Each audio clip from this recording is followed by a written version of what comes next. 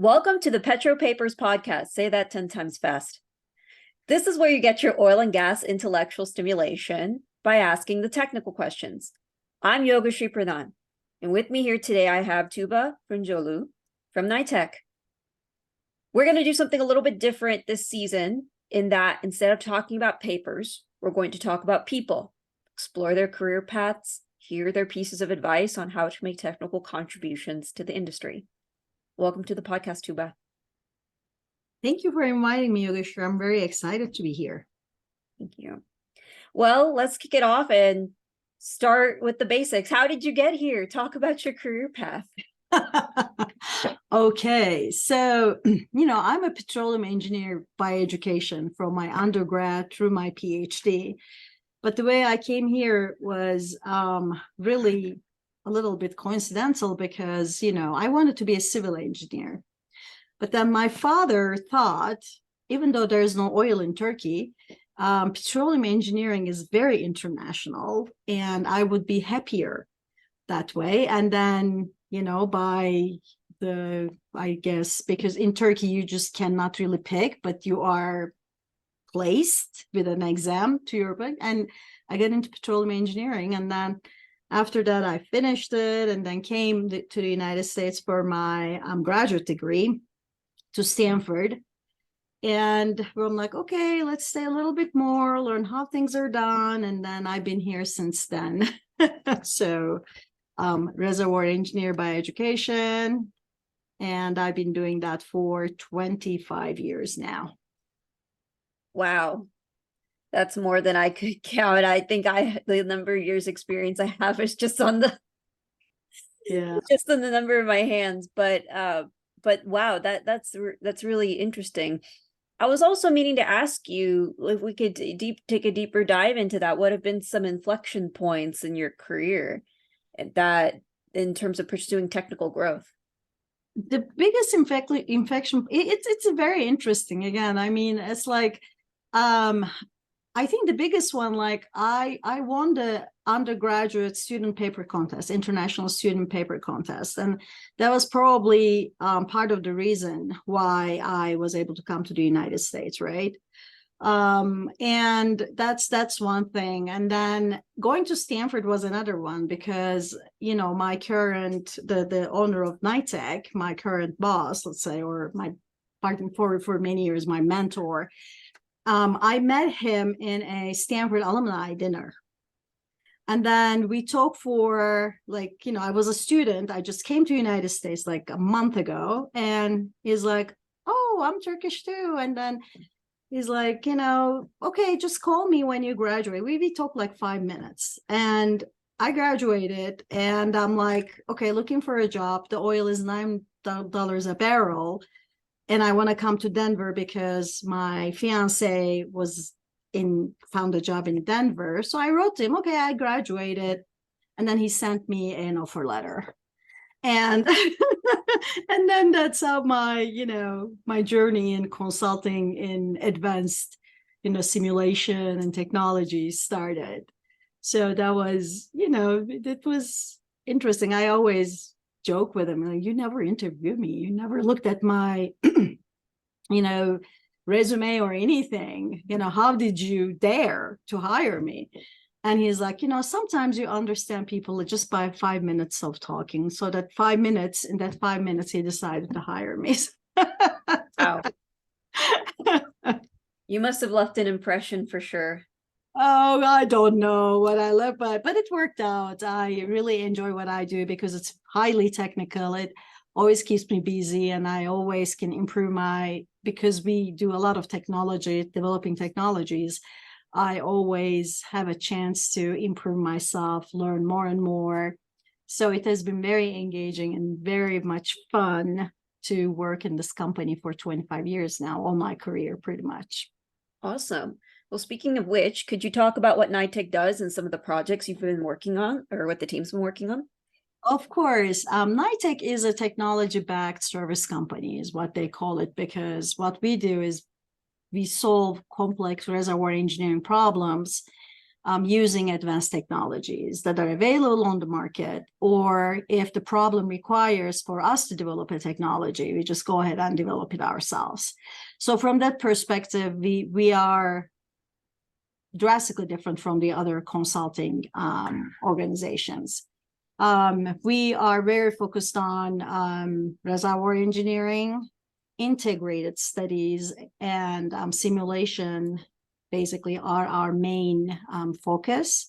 And we use simulation as a tool to evaluate a lot of fields.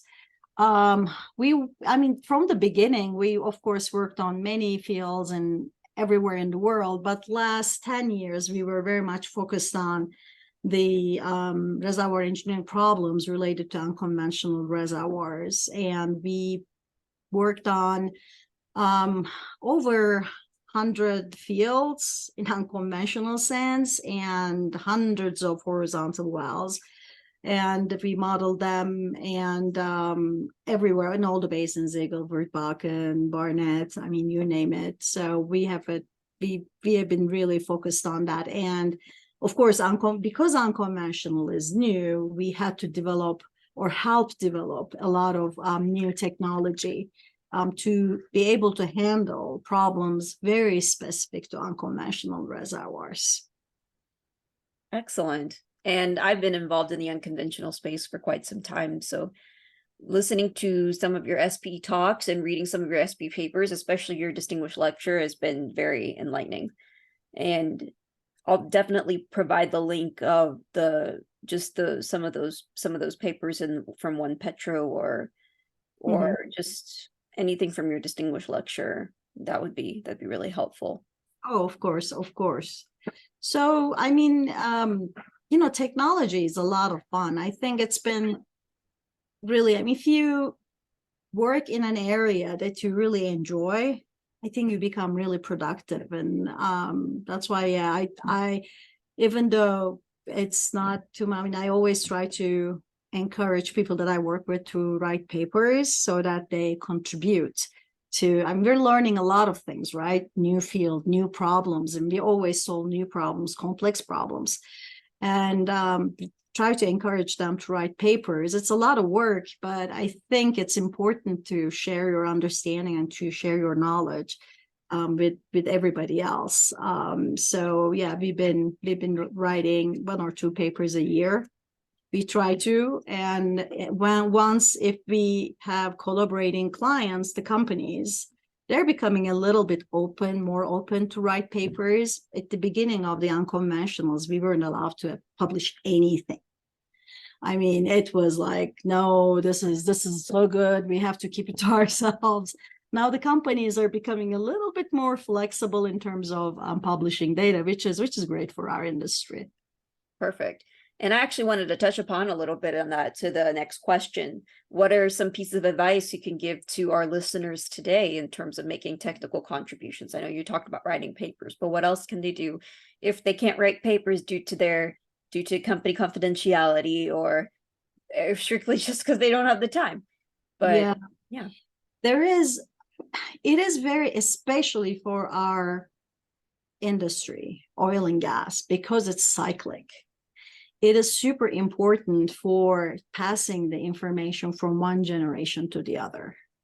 I have seen a lot of knowledge gaps because of that, because, people come young, they do not have the experience. And by the time they grow, the people who have the experience, they move on or they retire, and because of that, we lose a lot of time and technology advancement. This is a problem. We have sometimes 10 years in gap, depending on how the oil prices swing, because it takes a while, right? The oil prices go down, nobody goes to school, boom, you lose 4 years right there. So I think, the best thing that you can do to really pass the technology, pass your knowledge, is to really train people, even though they don't want to.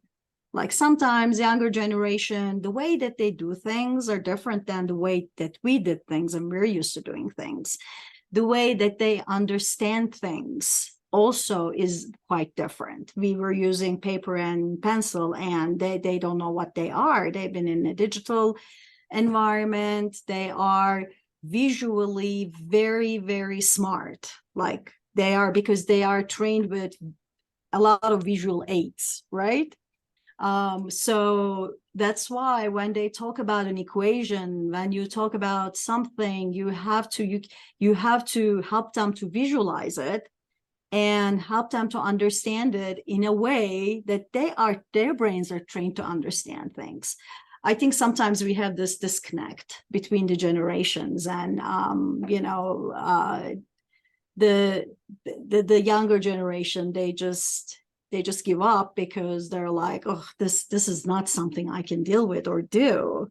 An older generation is not trying to close that technological gap a little bit, learn a little bit more, and then just combine these two things, your conceptual understanding versus how you can really put that understanding into a frame that the coming generation can use it. So that's what I would recommend to the people my age, just a little bit more open in terms of how the young generation perceive things, and the younger generation to be more open and be eager to learn from these older people, not to make the same mistakes again.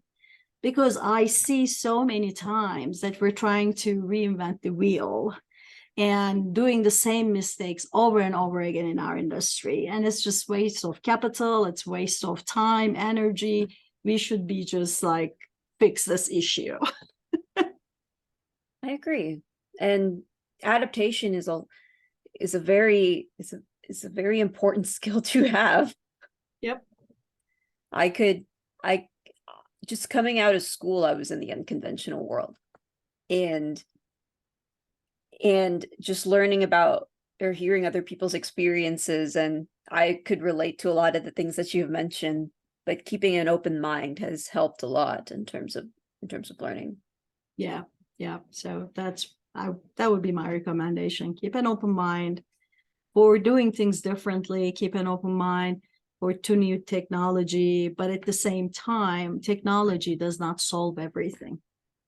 Just because something has all bells and whistles and great buttons, it doesn't mean that it is sound in terms of the concepts, the physics, all that. So you have to really combine physics, understanding of a reservoir or any production and everything, and then still use the tools, but use the tools wisely, because they are tools. They're not the objective. Your objective is to solve an engineering problem, not necessarily to apply the tool the way it is given to you. So you just use the tool properly to solve the problem. Objective always have to be solving the problem. There's one more question I wanted to ask you before I let you go. Okay. And the question is, what motivates you to solve oil and gas problems every day? Oh, I actually am a big admirer of our industry. In the United States, there aren't too many industries left which actually produces value. I mean, we are going down and doing a real production. And the energy actually is very much correlated to your life standards. Because of the energy, we were able to, reduce poverty, increase food supply, everything is related to providing affordable energy to the world. And our job as petroleum engineers is to help that oil come out of the ground, that energy source come out of the ground in most responsible way, without any waste, and as green as possible, with minimum environmental impact, but at the same time, do it economically so that people can afford it. As petroleum engineers, that is our job. So that job as a petroleum engineer really motivates me to do it that way, not waste resources, do it right, and, produce as much oil as possible with the minimum amount of capital and so on and so forth. I think it's very important for our society to continue, for our civilization to continue, the energy. So that's what motivates me. That's a similar motivation to what I have as well. Just knowing that you're providing energy for the world and you're doing something extremely valuable. It's actually one of the main reasons why I even joined or majored in petroleum engineering and joined the oil and gas industry. So I hope listeners can resonate as well. I hope so. Well, Tuba, thank you so much for your time. And thank you so much for being on this podcast today. Really enjoyed it. Thank you, Yogeshwari. I really enjoy everything that you do. You're a very remarkable person. I respect you a lot, and I wish you good luck. Thank you so much. Well, folks, you've heard Tuba and her advice. Feel free to reach out to her through the NITEC website and through her distinguished lecture, which I will post in the description box below on YouTube and on Apple Podcasts. This is Yogeshwari Pradhan, and I'm signing out.